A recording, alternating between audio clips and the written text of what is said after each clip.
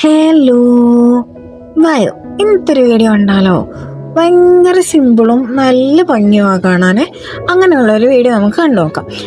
ഒന്നുമില്ലടാ, നമുക്ക് ഇഷ്ടപ്പെട്ട ഒരു കളർ എടുത്ത് അത് വെച്ചിട്ട് ഇങ്ങനെ വട്ടത്തിൽ കുത്തി വരയ്ക്കുക. ആ കുത്തി വരച്ച് കഴിഞ്ഞതിന് ശേഷം അതിനെല്ലാത്തിനും ഇല വരച്ചു കൊടുക്കുക.